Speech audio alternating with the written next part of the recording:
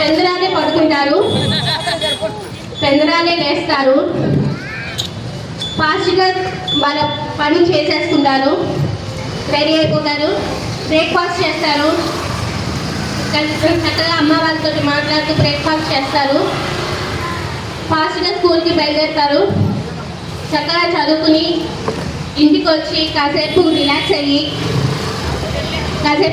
అయ్యి ఆడుకుంటూ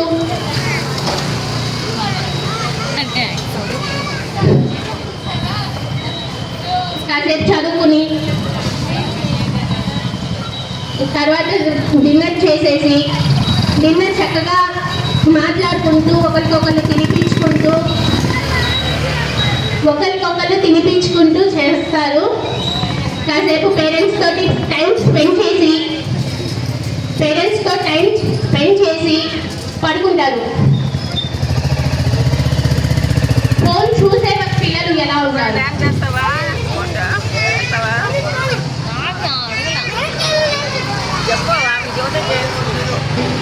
ఫోన్ చూసే పిల్లలు లేట్గా పడుకుంటారు. కాసేపు షార్ట్స్ చూసి పడుకుందాం, కాసేపు ఇది చూద్దామని చెప్పేసి లేట్గా పడుకుంటారు. వారేవా వాటర్ ట్యాంక్ కట్టుకుంటే ఇలానే కట్టుకోవాలి.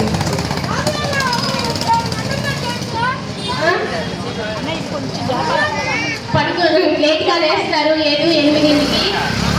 ఇంకా అక్కడి నుంచి హడావిడి పడుతూ కొంచెం అలా రెడీ అయిపోయి ఫాస్ట్గా బ్రేక్ఫాస్ట్ చేసేసి స్కూల్కి బయలుదేరుతారు. కొంతమంది ఏమో బుక్స్ మర్చిపోయి పెన్సిల్స్ మర్చిపోయి స్కూల్కి వెళ్ళిపోతారు.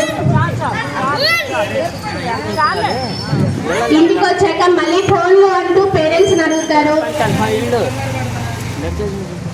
ఆడుకోండమ్మా, ఫోన్ వద్దు, చక్కగా ఆడుకోండి అనేసి అంటే ఫోన్లో ఆడుకుంటారు.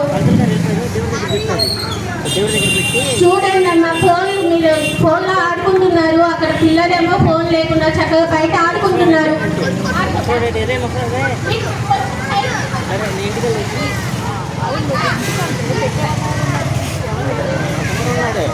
చూడండి అమ్మా, అక్కడ పిల్లలు బయట ఆడుకుంటున్నారు, మీరేమో ఫోన్లో ఆడుకుంటున్నారు, ఫోన్ పక్కన పెట్టండి.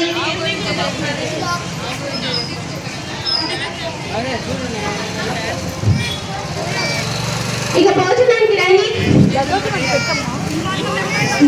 అన్నం తినేటప్పుడు కూడా ఫోనేనా? ఫోన్లు పక్కన పెట్టుకోవచ్చు కదా, ఎన్నిసార్లు చెప్పాలమ్మా మీకు?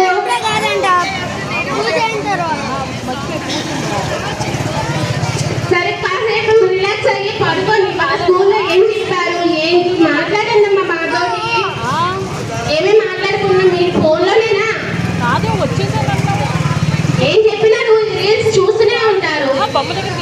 సరే, గుడ్ నైట్.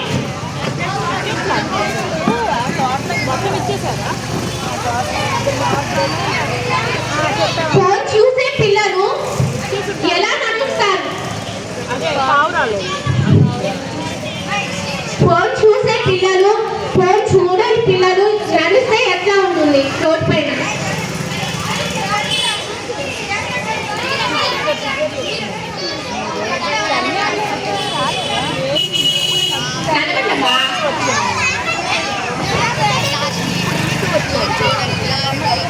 అందరూ పడిపోయారు.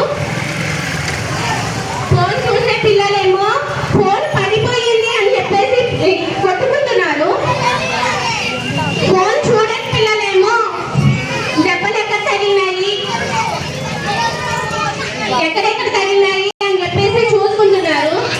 అంటే ఫోన్ ఏంటంటే వాళ్ళ నొప్పి కూడా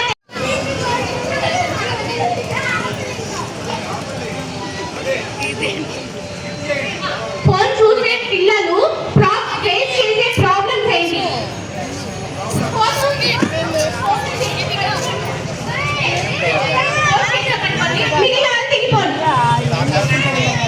ఫోన్ వాళ్ళు ఉండండి స్టేజ్ మీద, మిగిలిన వాళ్ళు తిరిగిపోండి.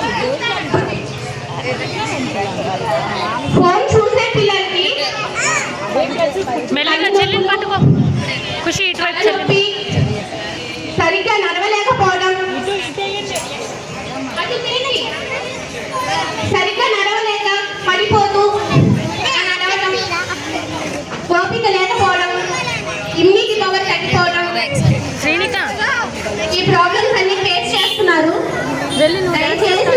తగ్గించండి. స్క్రిప్ట్ లోనే కాదు నిజ జీవితంలో కూడా ఫోన్స్ తగ్గించండి ప్లీజ్. ఓకే, జై గణేష.